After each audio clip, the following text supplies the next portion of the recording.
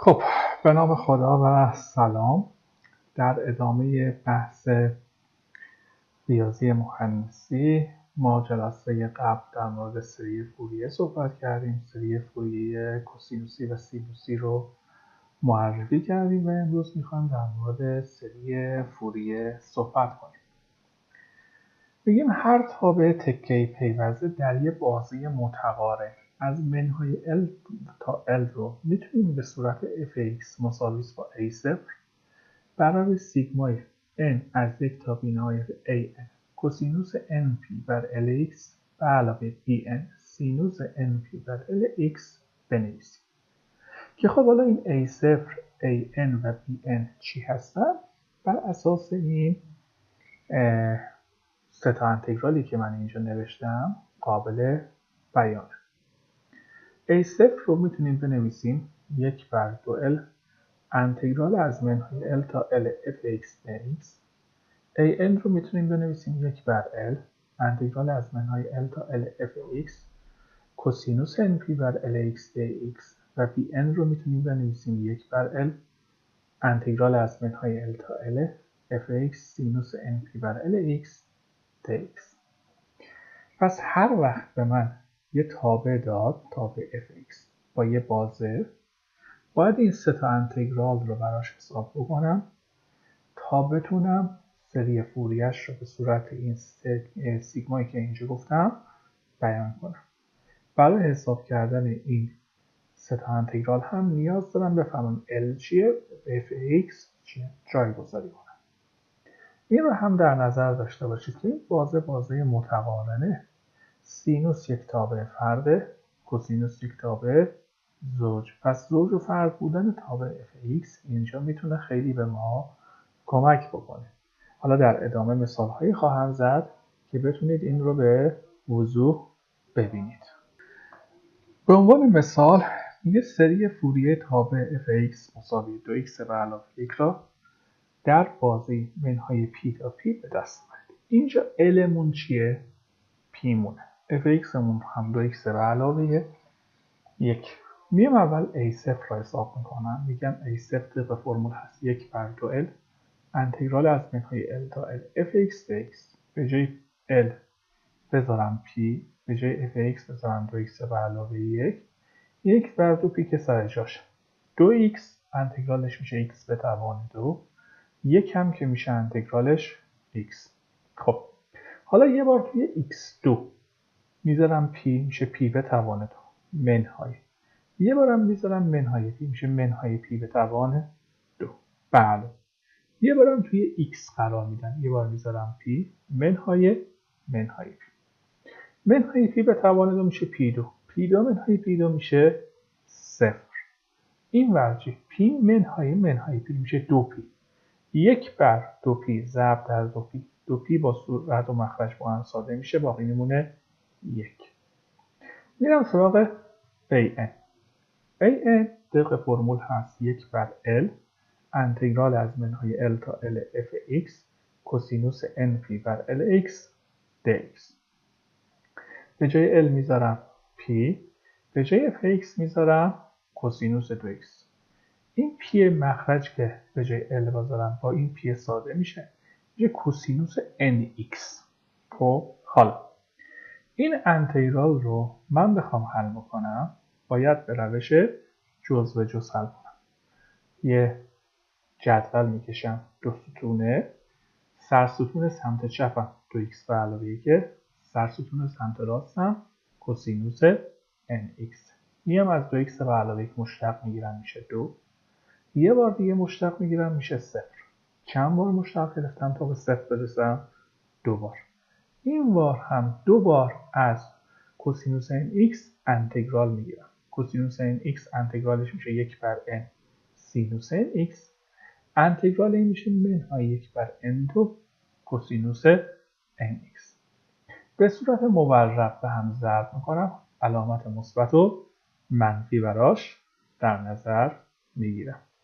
تبدیل میشه به 1/p که سر جاشه 2x به علاوه ضرب در 1/n سینوس nx به علاوه منفی در منفی که میشه مثبت 2/n2 کوسینوس nx.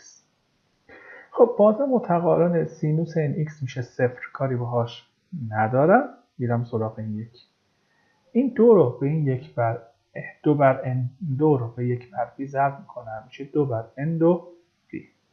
حالا یه بار میذارم p میشه کوسینوس np منهای، یه بارم میذارم منهای p میشه کوسینوس منهای np. کوسینوس تابع زوج، پس کوسینوس np با کوسینوس منهای np برابره، یعنی اختلاف این دوتا میشه 0، یعنی an هم شد 0. حالا میرم سراغ bn.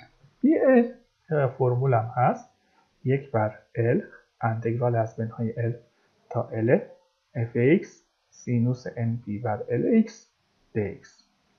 به جای fx میذارم 2x به علاوه 1، به جای l تو این 4 تا جا میذارم p میشه 1 بر p انتگرال از منهای p تا p 2x به علاوه x سینوس nx. چرا؟ چون p با هم ساده میشه تو صورت و مخرج، تبدیل میشه به nx دوباره.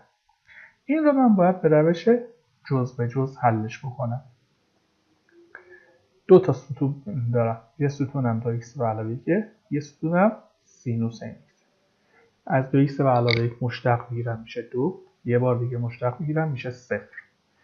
پس دو بارم باید از سینوس nx مشتق بگیرم، یه بار مشتق میگیرم میشه منهای 1 بر n کوسینوس nx، یه بار دیگه مشتق میگیرم میشه منهای 1 بر n2 سینوس nx. به صورت مورب به هم دیگه ضرب کنم، منفی در مثبت میشه منفی 1 بر p که سر جاش، منفی 2x به علاوه 1 بر n کوسینوس nx به علاوه این x 2 بر n2 سینوس nx.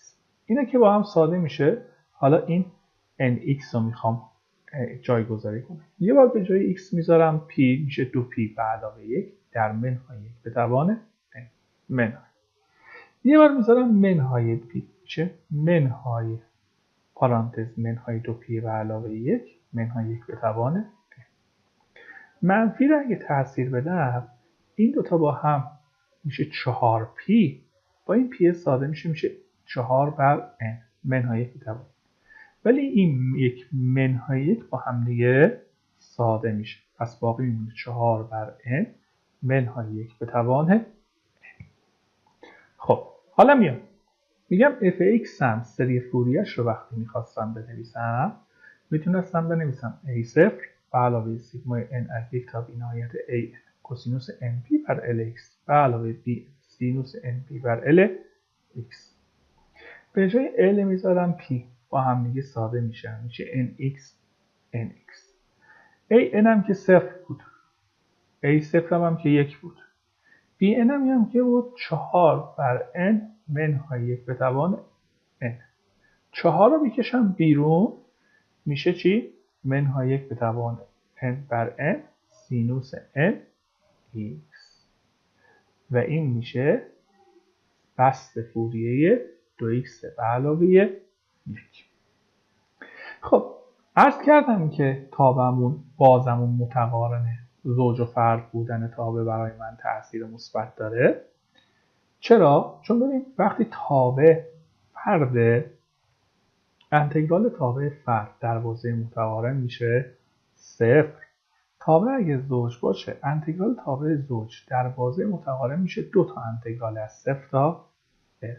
خب نگاه بکن، وقتی f فرده، برگردیم اینجا،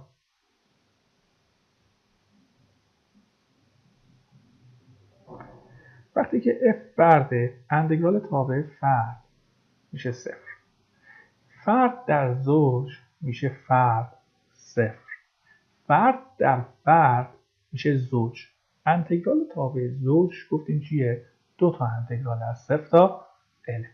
پس بنابراین اگر f یه تابع فرد باشه a0 و an 0، bn میشه 2 بر l انتگرال از 0 تا l fx سینوس np بر lx. یادتونه این ضرایب چی بود؟ ضرایب سری فوریه سینوس. پس اینطوری میتونم بگم اگر f یه تابع فرد باشه سری فوریه‌اش همون سری فوریه کوسینوسیشه. دیگه بخش سینوسیه، دیگه نیازی نیست A0 و AN رو بنویسم. همون ضرایب سری فوریه سینوسیشو به دست بیارم کافی. خب حالا اگه F تابع زوج باشه، خب تابع زوج وقتی بود، برگردیم دوباره به متنمون، به تعریف. ببین انتگرال تابع زوج در بازه متقابل میشه 2 تا انتگرال از 0 تا این دوی با این ساده میشه 1 انتگرال از 0 تا L fx dx. این زوج ضرب در زوج میشه 2 انتگرال از 0 تا L. زوج ضرب در فرد میشه فرد. انتگرال تابع فردم که گفتیم 0. پس bn همون باید بشه 0. پس ببینیم bn 0 a 0 میشه 1 انتگرال از 0 تا L fx dx. an هم میشه 2 L انتگرال از 0 تا L fx کوسینوس mp بر lx dx. اینها همون ذرایع سری فوریه کوسینوسی هستند. پس اگر f یه تابع زوج باشه، سری فوریه هم تبدیل میشه به سری فوریه کوسینوسی. نیازی به محاسبه کردن bn ها وجود نداره. خب یه مثال ببینیم چقدر راحت تر میشه. میگه سری فوریه تابع f مساوی x با x به توان 3 را در بازه منهای p تا p به دست بیارید. اولین چیزی که نگاه میکنم میگم آقا x به توان 3 تابع فرد. چون تابع فرده پس a0 و an 0 میشه. bn هم چی؟ میگم bn هم میشه 2 L انتگرال از 0 تا L fx سینوس np بر lx dx. به جای fx میذارم x به توان 3، به جای L میذارم p. پس bn میشه 2 p انتگرال از 0 تا px به توان 3 سینوس nx dx. انتگرال را به روش جزء به جزء و جدولی حل میکنم. یه تا ستون بنویسم x3، یه ستون بنویسم سینوس nx. x به توان 3 رو انتگرال میگیرم میشه 3x، ازش انتگرال میگیرم 6x، ازش انتگرال میگیرم 6، دوباره انتگرال میگیرم میشه 0. بخشی همش دارم از کلمه انتگرال استفاده میکنم. باید مشتق بگیرم. x به توان 3 مشتق میگیرم میشه x3، ازش مشتق میگیرم 6x، ازش مشتق میگیرم 6 و ازش دوباره مشتق میگیرم میشه 0. حالا سینوس nx ازش انتگرال میگیرم میشه منهای 1 بر n کوسینوس nx، دوباره انتگرال میگیرم میشه منهای 1 بر n سینوس nx، دوباره انتگرال میگیرم میشه 1 بر n کوسینوس nx و دوباره انتگرال میگیرم میشه 1 بر n4 سینوس nx. به صورت مورب به هم دیگه ضرب میکنم، علامت مثبت منفی میذارم. سینوس ها 0 میشن، اساسا کلا در نظر نمیگیرم، یه خط میکشم روش، فقط کوسینوس ها رو در نظر میگیرم. پس این شکلی میشه 2 p که سر جاشه منهای x به توان 3 بر کوسینوس nx منفی مثبت هم که میشه مثبت 6x بر n3 کوسینوس nx از 0 تا p. خب 2 p که سر جاشه پی بذارم میشه منهای پی به توان 3 بر n منهای 1 به توان n به علاوه 6 پی بر n3 منهای 1 به توان n. 0 بذارم همش میشه 0 دیگه نیازی نیست. از منهای 1 به توان n و پی فاکتور میگیرم، با پی مخرج ساده میکنم میشه چی؟ میشه n2 p2 منهای 6. این n2 p2 اینجا یه دونه توان p2 دارم منهای 6 بر n3 ضرب در منهای 1 به توان n به علاوه 1. پس x به توان 3 رو میتونم بنویسم 2 تا سیگمای n از 1 تا بی نهایت منهای 1 به توان n به علاوه 1 n2 p2 این p2 منهای 6 بر n3 سینوس nx. خب امیدوارم تا اینجا با مشکل خاصی روبرو نشده باشید. میخوایم در مورد شکل مختلط سری فوریه صحبت کنیم. شکل مختلط سری فوریه با توجه به اینکه در عمل خیلی از ضرایب ما ممکنه اعداد مختلف باشند خیلی کاربرد داره، خیلی چیز خوبیه. قضیه چیه؟ میگه که آقا ما تو درس ریاضی 1 دیدیم که ای به توان آی تتا رو میتونیم به صورت کوسینوس تتا به علاوه آی سینوس تتا نشون بدیم. پس من میتونم کوسینوس تتا یا کوسینوس nx رو بنویسم 1/2 ای به توان آی nx به علاوه ای به توان منهای آی nx. همینطور سینوس nx رو هم میتونیم بنویسیم 1/2 ای به توان آی nx منهای ای به توان آی nx.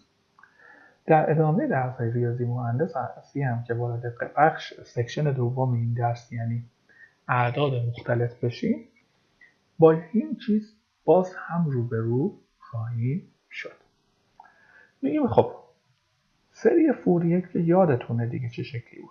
خب a0 داشت an کوسینوس nx en سینوس nx.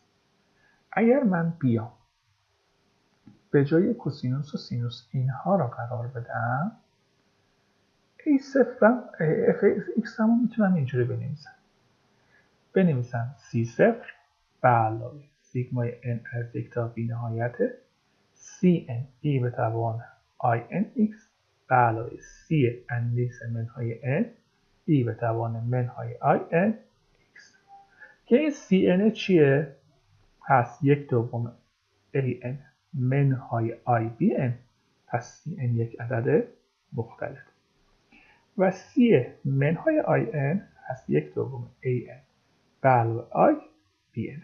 خب نگاه کن cn و cn منهای 1 مزدوج هم دیگه هستن. همینطور ای به توان inx و ای به توان منهای inx هم مزدوج هم دیگه هستن. خب اگر c به توان منهای in رو در مزدوج این ضرب بکنم میتونم اینها رو با هم ساده بکنم. اینجوری بیان بکنم بگم fx هم رو میتونم بنویسم سیگمای n از منهای بی نهایت تا مثبت بی نهایت cn ای به توان inx. این هم شامل ضرایب منفی توانهای منفی هم شامل توانهای مثبت. که خب حالا این cn چیه؟ من اگر بیام تعریفی که برای an و bn داشتم کنار همدیگه بنویسم از همدیگه فاکتور بگیرم به این خواهم رسید که cn هم هست 1/2 انتگرال از منهای l تا l fx ای به توان منهای inx dx. خب شکل مختلط سری فوریه کاربردهای فراوانی توی فیزیک و الکترونیک داره و به نفع ماست که بتونیم ازش استفاده کنیم. یه مثال بزنیم در موردش. یه فرم مختلط سری فوریه fx مساوی x را در بازه منهای p و p به دست آورد. میگم فرض کن المون p باشه. خب خودش داده دیگه. cn رو باید به دست بیارم دیگه. cn طبق تعریف بود 1/2 انتگرال از منهای l تا l fx ای به توان منهای inx dx. پس میشه 1/2 p انتگرال از منهای p تا p x ای به توان منهای inx dx. این رو به روش جز به جز حل میکنم. دو تا ستون میکشم یکی x یکی ای به توان منهای inx. x مشتقش میشه 1 مشتقش میشه 0. دوبار مشتق گرفتم. پس باید از ای به توان inx هم دوبار انتگرال بگیرم. یه بار انتگرال میگیرم میشه منهای 1/in ای به توان منهای inx. یه بار دیگه بگیرم میشه 1/i2n2 ای به توان منهای inx. i2 هم که منهای 1 دیگه. خب علامت مثبت منفی براش میذارم. منهای 1/2p در x/in به علاوه 1/i2n2 ای به توان منهای inx از p تا منهای p. یه بار به جای x میذارم p این منهای 1 بر 2 پی که سر جاشه میشه پی بر آی ان منهای 1 بر آی 2 ان 2. آی به توان 2 رو منفی 1 گرفتم. ای به توان منهای آی ان ایکس آی ان پی منهای. حالا منهای پی میخوام بذارم. منهای پی بذارم میشه منهای پی بر آی ان منهای 1 بر ان 2 ای به توان آی ان پی. خب منفی رو از سر بدم اینم میشه پی بر آی ان. از پی بر آی ان فاکتور بگیرم که پی بر آی ان ای به توان منهای آی ان پی بر علاوه ای به توان آی ان پی منهای. منفی رو دوباره از هسته بدم میشه 1 بر ان 2. از منهای 1 بر ان 2 هم فاکتور بگیرم که ای به توان منهای آی ان پی به علاوه ای به توان آی ان پی. خب این ضریب 2 رو میارم داخل، پی ها رو ساده میکنم میشه منهای 1 بر آی ان ای به توان آی ان پی به علاوه ای به توان منهای آی ان پی بر 2 به علاوه 1 بر ان 2 پی ای به توان آی ان پی به علاوه ای به توان منهای آی ان پی دوم. از این عبارت دیگه مشترک فاکتور بگیرم سی ان هم این شکلی میشه منهای 1 بر آی ان پی به علاوه 1 بر ان 2 پی 2 در ای به توان آی ان پی به علاوه ای به توان منهای آی ان پی دوم. خب اینم بهتون میگم این طبق تعریف برابر با چی بود؟ نگاه بکنید بریم بالاتر. کوسینوس ان پی. این همون کوسینوس ان پی. اگر من به جای این کوسینوس ان پی بذارم میتونم بنویسمش منهای 1 به توان که اگر جایگذاری کنم به جای این منهای 1 به توان n میتونم x رو به صورت فوریه هم به دستش بیارم. خب فکر میکنم برای این جلسه کافیه. در جلسه آینده در مورد انتگرال فوریه صحبت خواهیم کرد. همتون رو به خدای بزرگ میسپارم.